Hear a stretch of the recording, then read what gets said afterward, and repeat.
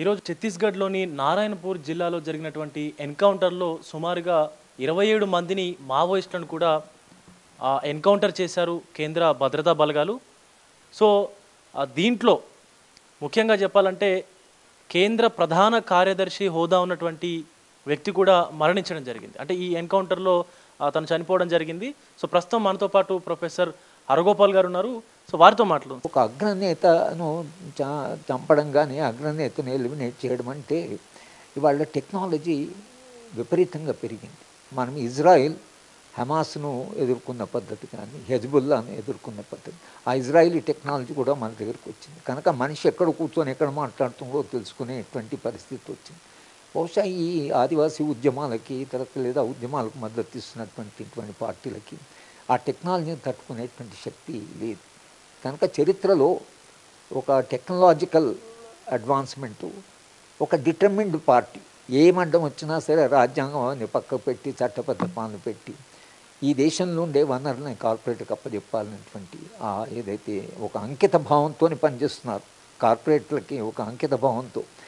కనుక మీరు కేంద్ర ప్రభుత్వం యొక్క వైఖరి చూసినా, వాళ్ళు మాట్లాడే పద్ధతి చూసినా, ఈ తొందర ఏదైతుందో ఇది అయితే మాలాంటి వాళ్ళకి ఏమిటంటే చరిత్ర కాస్త చదువుకున్న వాళ్ళకి రాజ్యము ఇట్లా ఏ ప్రమాణాలు పాటించకుండా రాజ్యాంగం యొక్క ప్రమాణాలు పాటించకుండా రాజ్యాంగాన్ని పక్కకు పెట్టి చట్టబద్ధ పాలన పక్కకు పెట్టి రాజ్యము ఇలా ముందుకు పోవడం ఏదైతుందో ఇది పార్టీ నిజంగానే మావోయిస్ట్ పార్టీ మొత్తంగా అసలు పోవచ్చు, ఎందుకంటే అగ్ర నాయకుడే తీసారా పోవచ్చు.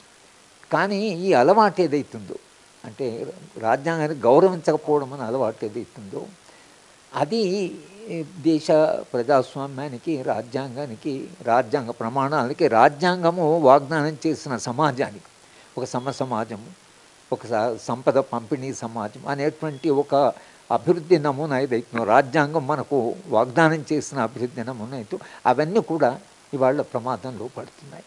కనుక సమాజం ఆలోచించవలసిందంటే సరే ఈ ఉద్యమం పోయింది, ఈ ఉద్యమాన్ని వాళ్ళు అణిచివేశారు అనుకుందాం. కానీ ఈ దేశాన్ని ఎటువైపు తీసుకుపోతున్నట్లు, ఈ దేశము భవిష్యత్తులో ఎలాంటి సమాజాన్ని నిర్మించాలనుకుంటున్నారు, రాజ్యాంగం చెప్పిన సమాజం ఏంటి, మనం ఎలాంటి సమాజం నిర్మించాలి. సంపద పెరిగింది అనుకోండి, అమెరికాలో కూడా చాలా సంపద పెరిగింది, అది బోల్డ్ అన్ని సమస్యలు ఉన్నాయి అమెరికాకి. మీరు ఏ దేశాలు సుఖంగా ఉన్నాయి, కాస్త శాంతిగా ఉన్నాయంటే అవి స్కాండినేవియన్ దేశాలు ఉన్నాయి. వాళ్ళు సంపద చేస్తున్నారు, సంపదను పంచుతున్నారు, ప్రజలకు ఒక గౌరవప్రదమైన జీవితాన్ని ఇచ్చారు. ఈ మొత్తము ప్రాసెస్ నుంచి ఒక గౌరవప్రదమైన జీవితము ఈ దేశంలో ఉండే అట్టడుగున ఉండేటువంటి ప్రజలకి, ఆదివాసులు ముఖ్యంగా ఆదివాసులకు మనం ఇచ్చిన హక్కులేంటి, మనం ఇచ్చిన వాగ్దానాలు ఏంటి, షెడ్యూల్ 5 ఏమైంది, పీసా ఏమైంది, 1 of 70 అయింది, ఫారెస్ట్ రైట్స్ యాక్ట్, ఇన్ని వాగ్దానాలు చేశాం కదా ఆదివాసులకి.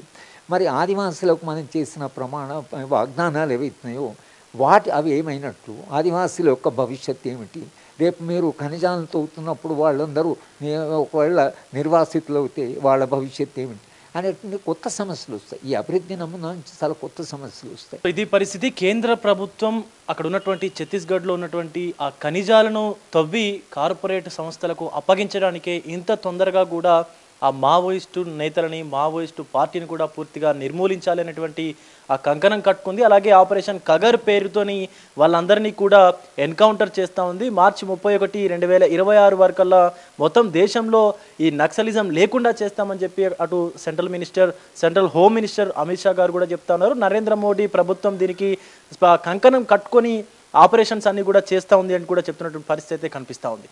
కెమెరామెన్ సురేష్తో విజయ్, బిగ్ టీవీ, హైదరాబాద్ నుంచి.